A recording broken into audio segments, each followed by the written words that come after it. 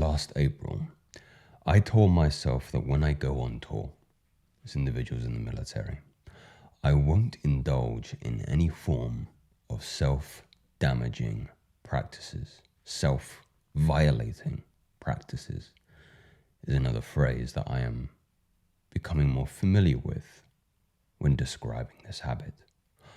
Watching adult material, you can insert that.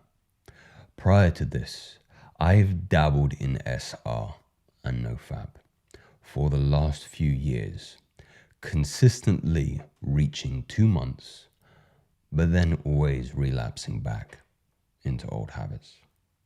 There was a huge mental block at month 2. I just couldn't break through for over a year. Since I would have limited access to Wi-Fi, I set myself the goal of trying my absolute best to stay away from all lewd material. Easier said than done.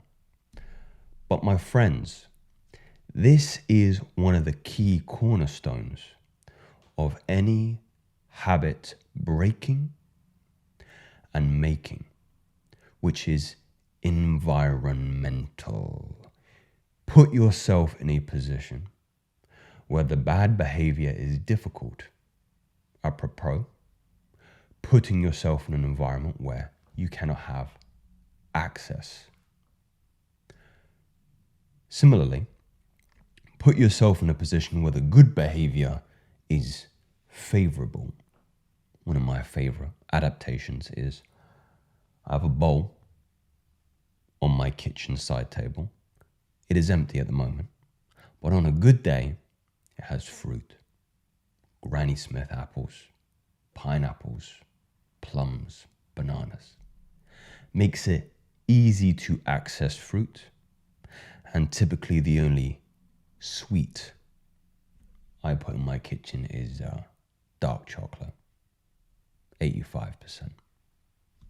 Good behavior easy, bad behavior difficult. You can see the point here. I'm sure you've heard this in James Clear's Atomic Habits. Although easier said than done, I went the entire 4 months without any indulgence.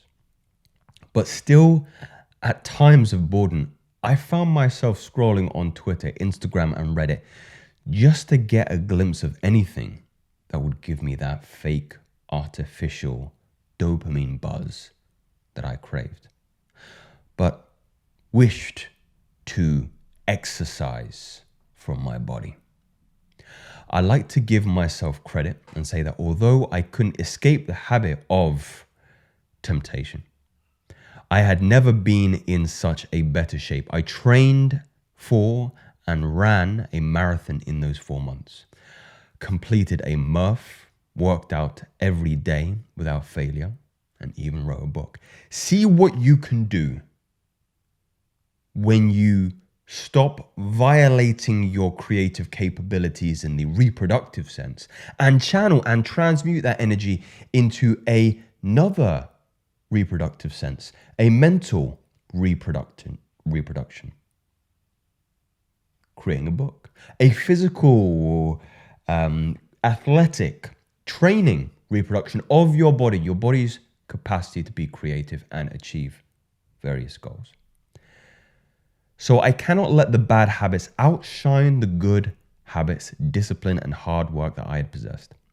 I completely understand the struggles of everyone battling desires to release, to edge, to view illicit material, and to think about coital activity, let's put it that way. I would say it's a completely natural desire to feel the attraction towards those getting your motors running. And of course it is. Of course, this is part of the primal dimension of our makeup. You can take the layers of the brain. If you cut my brain and you could view a cross section right at the bottom, the deepest layer is the need to eat and the need to reproduce. It's not going away, but our relationship to it is being perverted, it's being sullied, it's being poisoned, it's being filled with filth by the environment that we keep. I would say that it's a completely natural desire to feel attraction towards that impulse, and the emotions and thoughts you should feel shouldn't be repressed. I sought out the ways of retention after releasing. I was letting these thoughts and desires control more parts of my life than I wish to admit. And I am there with you. I'm sure many men are there with you, brother. Instead of seeking a meaningful relationship with someone I found attractive, I would stare at them with lust in my heart and in my soul, with no purpose in getting to know them on a human level, on a spiritual level, on a soul level, soul by soul. It's only after starting the path of brahmacharya, the Hindu, the Vedic, the yogic concept of chastity, or as per the vernacular of the word, walking with God, walking on God's path. Over many years of failures, I have found the most success in my life. Women will always be an addiction to the many byproducts of the success you culminate and blessings you receive once starting the path to your higher self. Ironically, as you hear all the time from those either ahead of you on the path or those who have experienced it firsthand, success with women comes so much more naturally and easier when you have everything consolidated together. Everyone around you can sense when you're in purpose and when you're in pleasure. The energy you possess changes every facet of your life. It changes the way people speak to you, how they see you, how they let you lead, how they come to you for help and advice, even how animals are drawn to you. I can attest to being pursued by squirrels. I know that might sound comical, but hey, if you know, you know. Your entire aura, your eyes, the way you speak, hold yourself and assert yourself completely changes. All because you're doing the things you know you are capable of, and most importantly, you know you should be doing. It's not hard to see behind the eyes of someone who has no regard for their mental health, physique, finances, and general self-love. As I would say, there are men out there in the world who walk around and appear to others they are alive, they are breathing, they are living.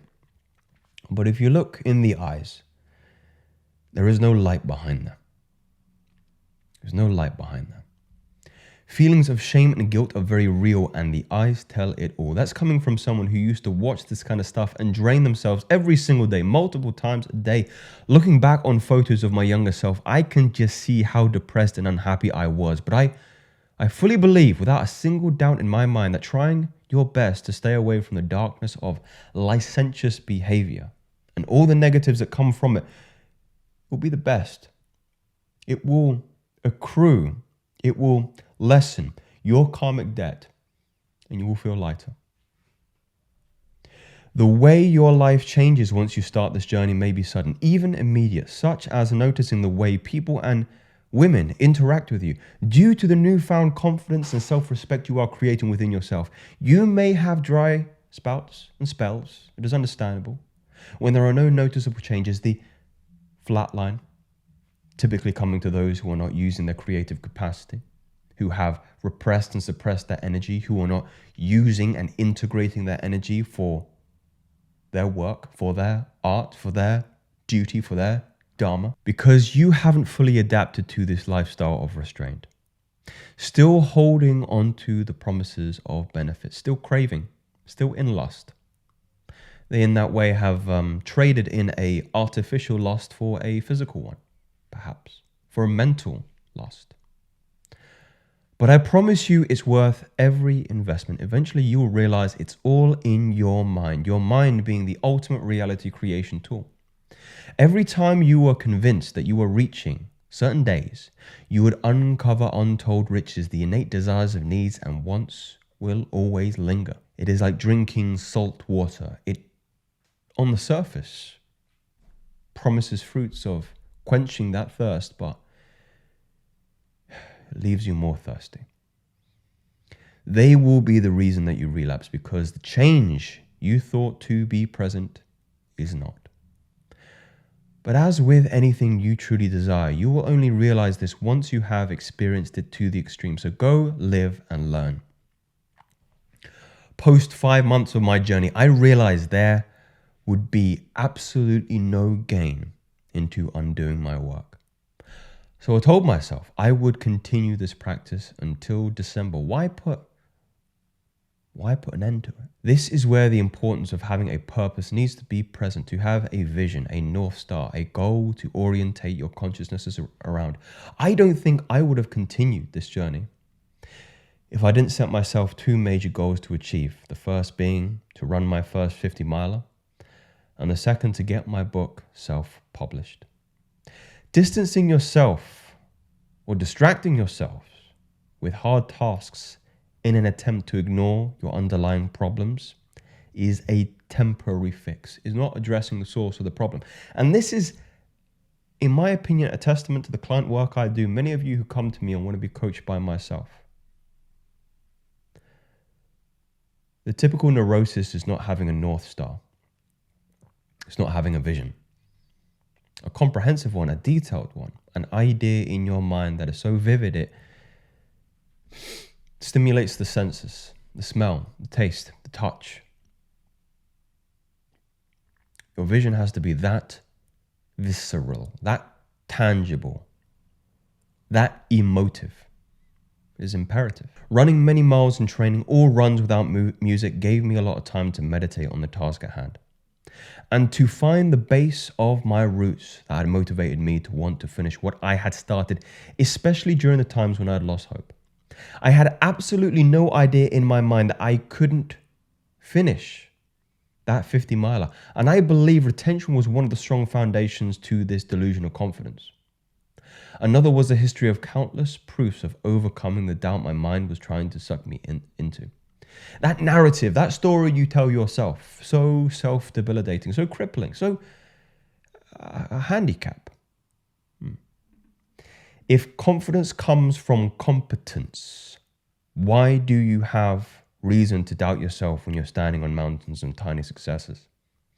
Competence in oneself is something that can only be created by trying and failing, learning and trying again, never giving up. You only fail when you cease to try. You only have to look back at when you started and give yourself the grace. I love that word, grace. A God-given grace, a spiritual energy of grace for never giving up and always trying your best. And if you have nothing to look back on, the best time to start is now. Once you start, the tiny hand-sized snowballs will continue rolling and giving you the momentum you need to form that big boulder. And then the avalanche will be not far behind. I'm not perfect. No one is. During the year, I've entertained certain girls that I shouldn't have. Drank when I know it is completely pointless and checked out some on Twitter. But it doesn't make the progress obsolete. You will stumble, you will fall. But keep moving in this direction. The experience of doing it and gaining the wisdom afterwards to know you will not regret doing it again is the biggest driving factor. You need to help meditate on your future decisions. As the title states, I relapsed. I met a girl in a hostel. I had a great night eating food and walking around the city with her and shared a connection with a genuine person. We had fun the next morning, ate breakfast, and then departed ways. I don't regret the decision. In fact, I'm happy that I met somebody I had a great time with who would be down to meet up in the future in her home country. Although brief, an actual experience will always beat a fake one. I feel reset. It doesn't feel like I wasted. It actually feels like a good time to reflect back on the year and appreciate everything that has happened, the good, the bad, the stumbles. To see the changes in myself. Now I've created an undeniable level of competence in my chosen areas of improvement. I no longer am disturbed by that reflex of watching illicit material. Not for 1 second. It's not a reason to slow down, to take it easy.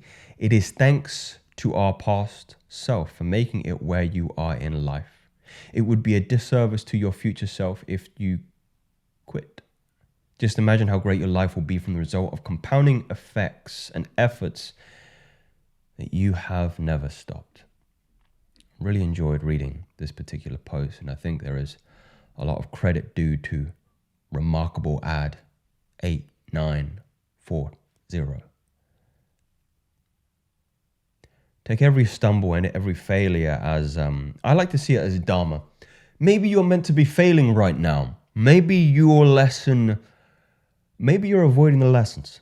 I like to imagine that life is a quiz or a series of tests. And we go through different seasons, and every single season is like a semester, as the Americans would say. And at the end of the semester, you have certain tests that are predicated on the lessons you have attended in the semester. Some of you have attended the lessons. You are present at the lessons, but you're not listening. You're not hearing. You're not integrating the information that is espoused by your teacher, the teacher of life. And you come to the test at the end of the semester, and bits are making sense. Some parts of the question are disturbing aspects in your memory in which you have some knowledge on. Your teacher was lecturing. I heard this in a lecture last week. My teacher was talking about that. But I didn't listen. I was not present. I did not hear.